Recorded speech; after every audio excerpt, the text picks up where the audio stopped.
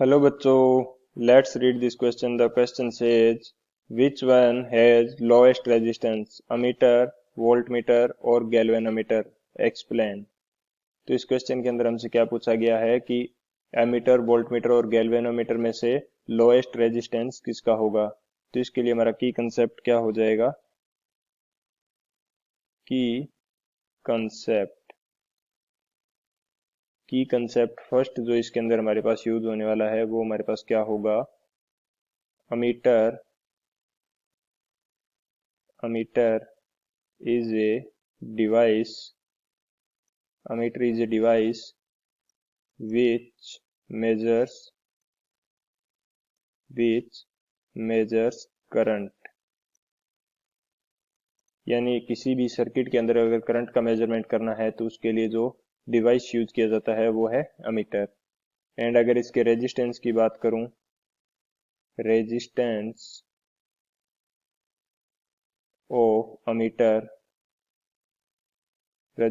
Of ammeter is very low, very low. ये nearly क्या होता है, जीरो, नियरली जीरो। यानी कि आइडियल अगर कोई एमीटर है तो उसका रेजिस्टेंस क्या होगा, जीरो। एंड जनरल कंडीशन के अंदर इसका रेजिस्टेंस क्या होता है, वेरी लो। एंड सेकंड जो की कंसेप्ट हम यूज करने वाले हैं वो हमारे पास क्या होगा, वोल्टमीटर।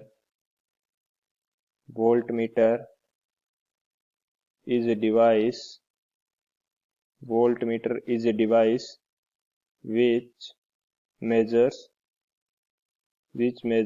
potential difference।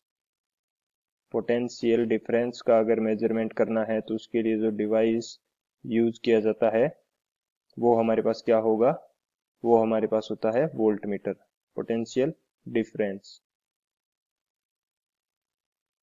तो इसका जो रेजिस्टेंस होगा, वोल्टमीटर का रेजिस्टेंस क्या होता है, वोल्टमीटर का रेजिस्टेंस होता है वेरी हाई, वेरी हाई होता है। एंड नियरली ये क्या होगा, infinity, nearly infinity.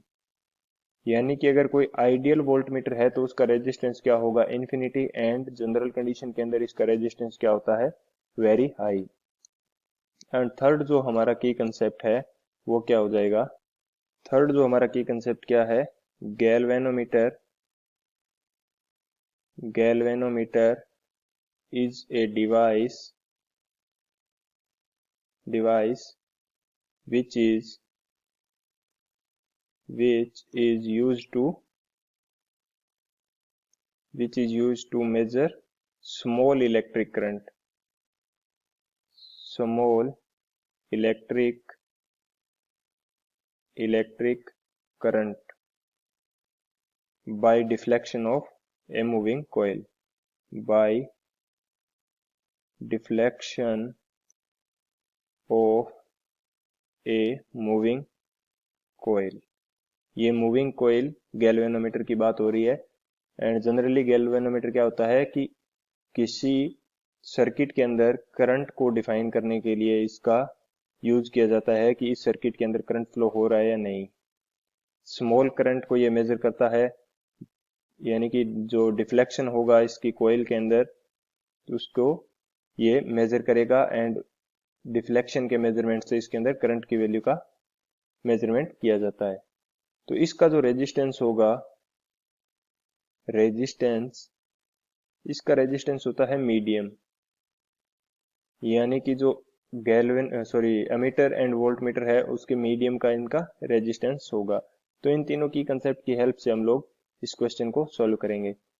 And ammeter वो क्या होता है कि एमीटर को जब यूज किया जाता है किसी सर्किट के अंदर तो इसको हमेशा कनेक्ट किया जाता है सीरीज कॉम्बिनेशन के अंदर।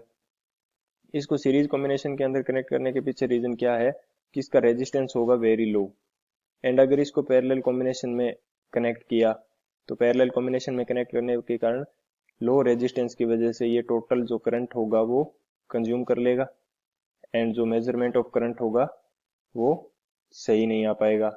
एंड जो वोल्टमीटर होता है उसको हम पैरेलल कंडीशन के अंदर हमेशा कनेक्ट किया जाता है क्योंकि इसका रेजिस्टेंस क्या है, बहुत ज्यादा है।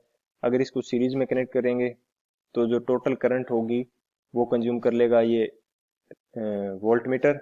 एंड आगे जो कोई भी इंस्ट्रूमेंट लगा हुआ है या कोई भी उपकरण आगे जुड़ा हुआ है तो उसके अंदर करंट नहीं जा पाएगी एंड जो मेजरमेंट है करंट का वो सही ढंग से नहीं हो पाएगा। तो इन तीनों के अगर रेजिस्टेंस की बात करूं, इसको मैं शो करूं, अमीटर के लिए रेजिस्टेंस को शो किया जाए आर ए से, ये मेरे पास अमीटर का रेजिस्टेंस है, ये मेरे पास सबसे कम रेजिस्टेंस हो जाएगा। एंड रेजिस्टेंस ऑफ गैल्वेनोमीटर को मैं आर जी से शो करूं तो ये उससे ज्यादा, एंड सबसे ज्यादा जो रेजिस्टेंस हो जाएगा ये मेरे पास आर वी यानी कि वोल्ट मीटर का रेजिस्टेंस है, वो सबसे हो जाएगा। तो अकॉर्डिंग टू द क्वेश्चन सबसे लोवेस्ट रेजिस्टेंस किसका होता है? According to the question lowest resistance है वो किसका है? वो है अमीटर। अमीटर का रेजिस्टेंस है वो लोवेस्ट है। So ammeter is the final answer. I hope you understood it well. Best of luck. Thank you.